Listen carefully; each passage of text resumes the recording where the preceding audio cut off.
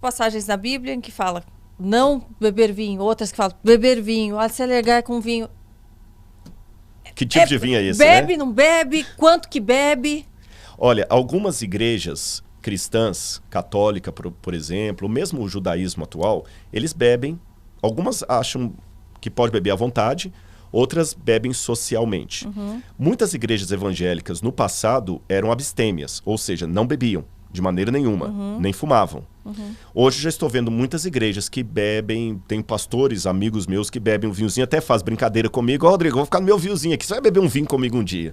Eu falo, tá, traz um suco de uva super bom que eu bebo, né? Eu gosto. Tem o de uva branca. Tem o de uva branca agora, exatamente. É Como eu entendo, Karina, com muito respeito, como eu falei, eu tenho pastores amigos meus que bebem. Eu, particularmente, entendo pela Bíblia que eu tenho que ter a abstinência da bebida alcoólica e vou justificá-la. Antes de ir para a Bíblia, eu vou começar de trás para frente. É uma questão de bom senso. É uma questão de bom senso. Vou entrar na Bíblia, mas eu quero começar de fora para dentro. Sim. Tá bom? Por exemplo, se eu sei que há registros médicos que um pouquinho de vinho faz bem ao coração. Mas eu já conversei com uns 3 ou 4 cardiologistas, porque uma das coisas que eu faço é o seguinte, eu gosto sempre de conversar com pessoas da área, porque assim como você está me perguntando coisas da arqueologia, eu pergunto da astronomia para um, da física para o outro e também vou aprendendo. Claro. É conhecimento acumulado. E todos eles, sem exceção, falaram comigo, Rodrigo, a Sociedade de Medicina de canto nenhum do mundo recomenda essa questão de um pouquinho de vinho. Pode até ser que um médico ou outro sugira às pessoas, mas as sociedades médicas, ainda que reconheçam o valor do vinho para o coração, não recomendam por 2 razões. Em primeiro lugar, o que o vinho traz de benefício para o coração, chupar a uva também traz. Então não precisa ser o vinho fermentado. Em segundo lugar, porque nós sabemos do perigo que é recomendar para alguém uma taça de vinho todos os dias. Porque 99,9% das pessoas que bebem socialmente, dizem beber socialmente, não bebem socialmente. É igual o cara que fuma maconha e fala assim, eu não sou viciado, eu só Quando fumo... eu quiser eu paro. Só que todo dia ele fuma um e fala que não é viciado. Você tá entendendo? Então é perigoso, é perigoso. Além disso, eu vejo o número absurdo de acidentes automobilísticos que acontecem porque o camarada tomou um copo de cerveja. E a cerveja é a menos alcoólica de muitas bebidas que nós temos por aí. Se for comparar, a cerveja tem menos quantidade de álcool do que uma taça de vinho. Você tá entendendo? E mesmo com as regras vamos pegar o Uber, porque a gente vai pra balada, tem essas coisas todas aí. Quantas vezes a gente tá aí, e desculpe-me, eu não quero amanhã ter a desdita de perder a minha esposa porque um inconsequente bêbado saiu e matou a minha esposa que estava num ponto de um ônibus. Você tá entendendo? Então, olha, só isso pra mim já é um motivo suficiente para eu nem precisar abrir Bíblia. Então, querer justificar uma coisa que vai me fazer perder a minha consciência. Veja bem, eu vou dar para você agora uma pílula que você vai desmaiar, um Boa Noite Cinderela. Aí eu vou poder entrar na sua casa, fazer o que eu quiser com você, pegar qualquer coisa e sair. Você fala, eu não vou querer essa pílula nunca. Mas bebida eu aceito. A bebida faz isso, ela tira a sua consciência. Ah, mas eu preciso da bebida para poder ficar alegre e comemorar. Então, parabéns para você nessa data querida. Eu não preciso de bebida para ficar alegre, eu já tenho uma vida de prazer em Cristo. Ah, eu preciso da bebida para criar coragem. Não, eu tenho outros mecanismos para eu criar coragem. Eu tenho o Espírito Santo. Para relaxar. Exatamente. Você está entendendo? E fora a consequência que aquilo vai causar. Ou seja, eu acho interessante, agora eu não estou falando tanto para os crentes, até para os ateus, céticos, oponentes da religião, que quando eu falo que eu creio na Bíblia, que eu creio num Deus criador, alguém do lado de lá fala o seguinte, que cara ridículo, pré-moderno e anticientífico. Como é que esse camarada tem um título de doutorado? Mas ele fala isso com uma taça de vinho na mão, com uma infinidade de artigos indexados, científicos, falando dos malefícios da bebida alcoólica para o corpo, da cirrose, a hepatite crônica e um monte de outros problemas. Então, quer dizer, até por um ponto de vista científico e ateu, se eu fosse ateu, apenas com a mentalidade científica, eu digo o seguinte, quem fuma e bebe, se for médico, deveria perder o seu certificado de médico. Se for cientista, deveria rasgar o seu diploma de cientista. Porque como é que alguém com mentalidade científica, com tantos estudos médicos, provando, não é questão de fé, eu estou sendo aqui bem intelectual, com tantos estudos claros, uma pessoa que se diz racional, continuar bebendo e fumando com tanta coisa da ciência, Desculpe-me, você não está muito diferente daquele curandeiro que está com raiz lá ensinando uma coisa que não tem nada a ver. Olha, eu não vou usar uma palavra aqui para não derrubarem a nossa conversa nas redes sociais, mas todo mundo vai entender do que eu estou falando. Recentemente, diante dessa crise que o mundo apresentou, um dos grandes medos dos temas da fake news eram discursos ou falas que eram anticientíficas e até ditas negacionistas. Lembra?